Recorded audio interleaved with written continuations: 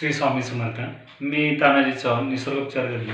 होय, आपले आरोग्य आपल्या हातात या यूट्यूब चॅनलमध्ये आपले सहर्ष स्वागत करतो.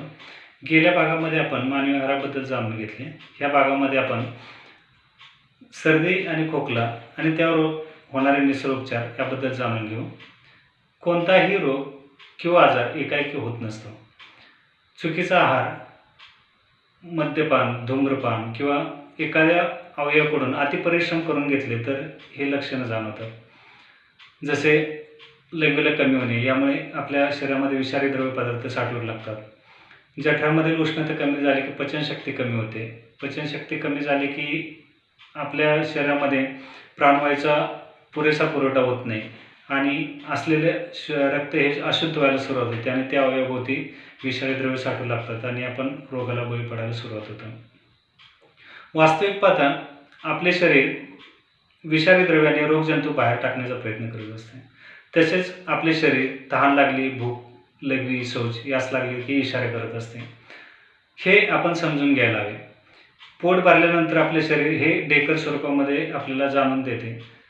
एखादा भाग शरीराचा दुखत असेल तर आपण समजावं की त्या भागामध्ये कार्बन डायऑक्साईड, वायू, पाणी यांचं संचलन होत असते.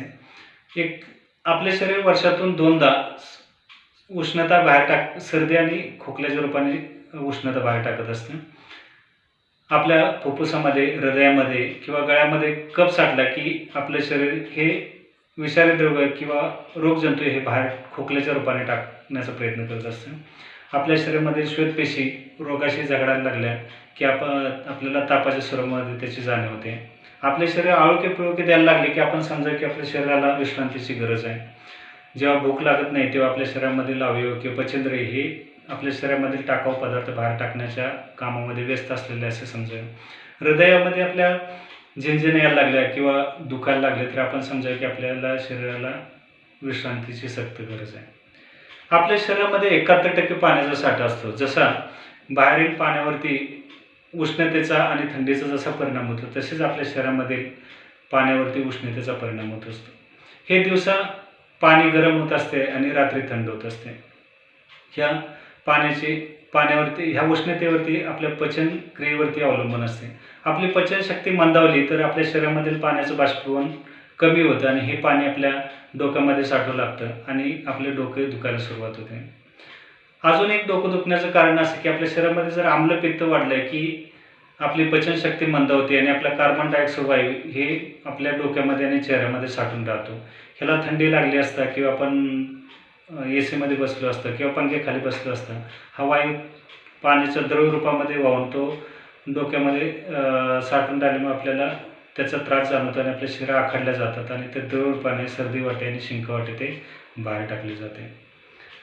जेव्हा सर्दी होते तेव्हा आपण असा आहार घेणं गरजेचं आहे की ज्याच्यामध्ये पाण्याचा कमी अंश असणं गरजेचं असते. सर्दी झाल्यानंतर मिठाच्या गुळण्या दिवसातून 3 ते 4 वेळा कराव्यात.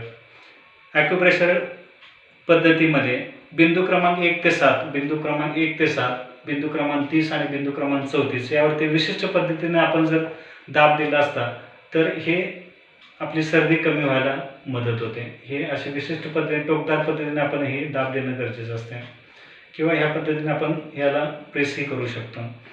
दुसरी गोष्ट, आपण लिंबूसुद्धा सर्दीकरता गुणकारी औषध आहे. लिंबूमध्ये क जीवनसत्व असल्यामुळे आपल्या सर्दीला बऱ्यापैकी फरक जाणवतो. अननसाचा रससुद्धा सर्दीसाठी अत्यंत उपयुक्त असं औषध आहे. जर सर्दी जास्त असेल तर लसणाचं सूप करून घेणं गरजेचं असते. आल्याचा रस काही पाण्यामध्ये आले टाकून ते उकळून त्याच्यामध्ये 1 चमचाभर साखर टाकून गरम जर घेतलं तर आपण सर्दीला सुद्धा आपल्याला बऱ्यापैकी रिलीफ मिळते. हळद ही जंतुनाशक आहे. दूध आणि हळद जर गरम करून आपण प्यायलो तर सर्दीला आराम मिळतो. जास्त सर्दी वाहत असेल तर हळदीचा धूर जर घेतला तर ते द्रव रूपाने सर्दी बाहेर पडून निघून जाते. आता याच्यामध्ये प्राणायाममध्ये आपण अनुलोम-विलोम जर प्रक्रिया केली तरी सुद्धा सर्दीला फरक पडतो. कपालभाती सुद्धा करणं गरजेचं राहतं.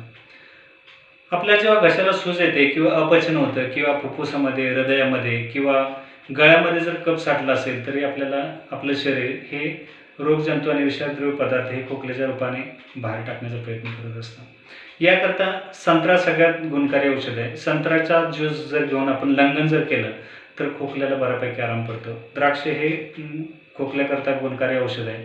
द्राक्षाचा रस हे आपल्या फुफ्फुसाला बळकटी देत असते। बदाम जर 1 तासभर भिजवून आपण त्याचे साल काढून जर घेतलं तर कोरडा खोकला बऱ्यापैकी कंट्रोलमध्ये येतो। कांदासुद्धा खोकल्याकरता गुणकारी औषध आहे। 100 ग्रॅम मनुका जर वाटून त्याच्यामध्ये 100 ग्रॅम जर साखर टाकली आणि तो पाक आपण घट्ट होईपर्यंत केला आणि नंतर 20 ग्रॅम 2 ते 3 दिवस जर घेतला तर खोकल्याला बऱ्यापैकी आराम पडतो। जसं आपण सर्दीला ॲक्युप्रेशर पद्धतीमध्ये जसं पाहिलं तसं बिंदू क्रमांक 1 ते 7 आणि बिंदू क्रमांक 30 आणि 34 याच्यावरती दाब दिला असता सुद्धा खोकल्याला आराम मिळतो।